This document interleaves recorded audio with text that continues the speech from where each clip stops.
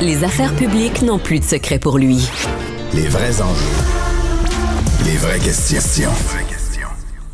Le sujet a été chaud dans l'actualité pendant plusieurs mois. Il l'était encore récemment, la cohabitation de centres d'injection supervisés et d'écoles. Et on apprend qu'un projet de loi sur le sujet va être déposé au cours des prochaines heures à l'Assemblée nationale. La députée libérale Marois Risky en est l'auteur. Elle est avec nous. Madame Risky, bonjour. Bonjour, M. Dumont. On avait entendu même M. Legault, je pense que c'est ici même la journée de l'ouverture de notre station sur les ondes du 99.5. M. Legault avait dit qu'il songeait à ça. Vous n'avez pas juste songé, vous avez agi? Ben oui, effectivement, mais il faut se rappeler, dès l'an dernier, je m'étais levée ici au Parlement lors de la période de questions parce qu'on avait été interpellés par de nombreux parents, mais aussi même des membres de l'équipe école qui étaient vraiment outrés de la mise en service du centre Benoît Lab, littéralement porte à porte. Là, c'était moins de 40 mètres à peine qui les séparait, donc avec des enfants que je dois rappeler niveau primaire. Et assez rapidement, on a posé des questions à M. Lionel Carman, puis tout le monde s'est renvoyé la balle. Et j'ai trouvé ça assez désolant parce que les élus locaux disaient « Ah, mais regardez, la loi dit qu'on peut le faire. » Le ministre Carman dit « On va attendre le rapport de la santé publique. » La santé publique dit « Ah, mais la loi nous permet de le faire. » Donc, vu qu'il n'y avait pas d'interdiction de le faire, tout le monde s'est dit « C'est une bonne idée, ils vont apprendre à cohabiter. » Et j'ai même vu qu'on avait donné des formations aux élèves du primaire à savoir comment gérer, par exemple, s'ils trouvent une seringue dans la cour d'école. Là, j'ai fait un instant. On parle d'enfants là qui ont, par exemple, au niveau de la maternelle, il y en a qui ont encore de la misère à attacher leur lacet. Là, nous, on va leur former à savoir comment gérer une seringue.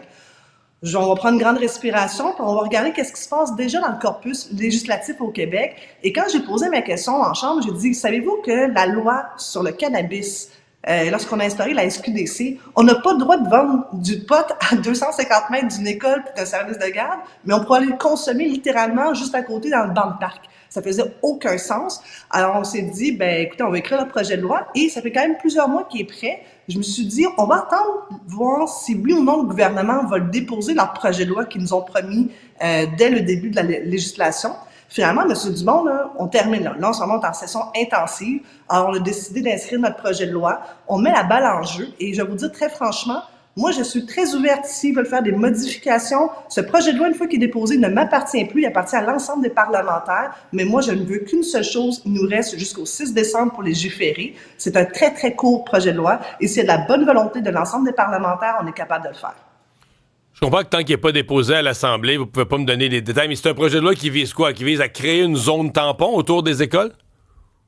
Je vais vous parler du projet de loi parce que vous êtes un excellent ex-parlementaire, donc vous savez que je ne peux pas faire d'outrage au Parlement, donc je vais d'abord le présenter aux élus. Mais vous vous rappelez la SQDC. En fait, on va se rapprocher de ce qui existe déjà au Québec. Si on ne peut pas vendre du cannabis à côté d'une école ou d'une garderie, ça tombe sous le sens qu'on ne peut pas le consommer ou encore moins une drogue dure. Des drogues dures, oui, c'est ça. Là, on parle de drogue dure. Et puis, rappelons-nous là, le reportage de Yves Poirier, là, des personnes littéralement gravement intoxiquées. Il y avait des ébats sexuels en plein jour, des scènes très, très peu édifiantes devant de jeunes enfants. Alors, je comprends parfaitement l'inquiétude des parents, mais aussi c'est la façon que les parents ont appris l'installation de la zone, le centre Benoît Lab. Puis je vais vous dire qu'il y avait aussi un autre incident. Rappelons-nous, à Trois-Rivières, il y avait une CPE qui est juste à côté d'elle, un centre d'injection, a décidé d'ouvrir la porte à côté. Donc, il y avait déjà eu un précédent qui a vraiment mal viré. Une personne gravement intoxiquée est rentrée dans la CPE. Alors, donc, rappelons-nous... Est-ce que j'entends, si vous parlez de CPE, c'est que dans votre projet de loi, c'est école et garderie? Oui, on va viser évidemment ces deux grands secteurs. Okay. On vise le secteur de la petite enfance puis de l'adolescence parce qu'on n'arrête pas de dire qu'au Québec, on est fou de nos enfants. Ben justement, si on est fou de nos enfants puis qu'on les aime tellement, ben c'est pas à eux de subir la cohabitation.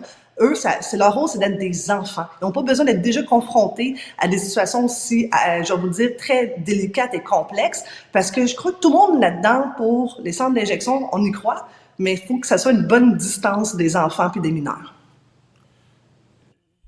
Pour avoir fait des entrevues avec des gens qui défendent ce genre de projet, puis moi, j'étais pas mal plus dans votre approche de dire, wow, autour des écoles, un instant, mais on nous vend l'idée que c'est absolument nécessaire, que c'est la misère humaine, que dans une ville, là, quand tu arrives dans un milieu en région, c'est peut-être plus facile quand il y a du territoire en masse, mais en milieu urbain, des écoles, des CPE, il y en a partout, il y en a à tous les coins de rue.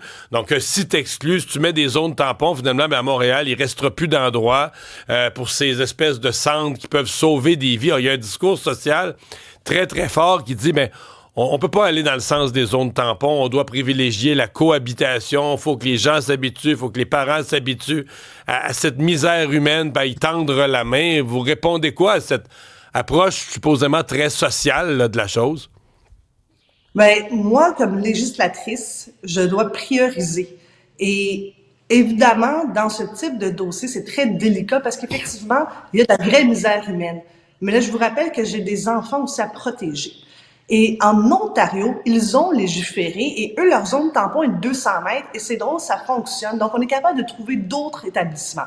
Mais des fois, je trouve que c'est assez facile de trouver un endroit qui est peine trop collé, mais qu'on se casse pas trop la tête à trouver un autre endroit. Peut-être que ça va coûter plus cher, l'autre endroit. Mais moi, je vous le dis, je le répète, je suis de l'école qui ne croit pas que ce sont les enfants qui doivent faire les frais de cette cohabitation. Je crois qu'on est capable, avec la bonne volonté, de trouver d'autres lieux qui vont être plus à propos, mais on peut pas mettre ça à côté d'une école ni d'un service de garde. Nous avons des enfants mineurs et c'est pas à eux d'être exposés justement à cette excessivement importante vulnérabilité et des gens qui sont gravement intoxiqués malheureusement. Alors, désolé, moi je persiste et je signe. Je crois qu'on est rendu là dans la société. Puis il faut aussi, à un moment donné, respecter la volonté aussi des parents, de l'équipe école. Ils en ont tellement déjà géré. Imaginez, là, dans le cas de Benoît Lambre, toute la gestion qu'ils ont dû faire l'équipe école, de préparer des plans d'intervention, de former en plus les équipes écoles de comment intervenir si jamais ça dégénère, et après ça, apprendre aux enfants comment réagir.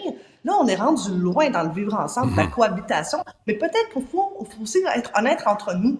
On n'est pas capable de tous cohabiter. Et peut-être qu'il va falloir que d'autres ministres se prennent dans leur responsabilité parce que on a pelleté beaucoup aussi dans la cour des villes. Mais les villes, là, c'est pas dans leur dos, c'est pas dans leur cour à eux, la gestion des personnes intoxiquées. Ça, c'est Québec qui doit s'assurer d'avoir un vrai plan de match parce que moi, je suis née et j'ai grandi à Montréal, M. Dumont, et je dois vous avouer que la situation n'a rien à voir avec mon enfance à moi. Non. Les drogues qui existent en ce moment, c'est des drogues excessivement dures. Et moi, je m'attends à ce que le gouvernement prenne leurs responsabilités. On ne peut pas toujours pelleter ça dans la cour du municipal. Il y a des limites. Mais sinon, permettez-moi de revenir avec encore un exemple concret.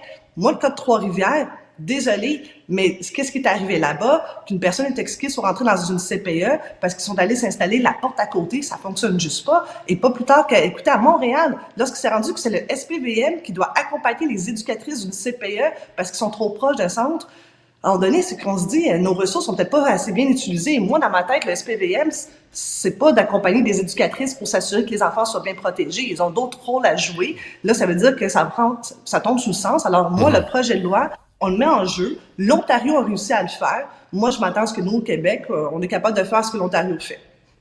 Alors, ça va être fait, ce dépôt, dans les prochaines heures. On a hâte de voir comment tous les autres partis vont réagir. Est-ce qu'ils vont montrer de l'intérêt à une adoption rapide? Marois Risky, merci d'avoir été là. Merci à vous. Au revoir.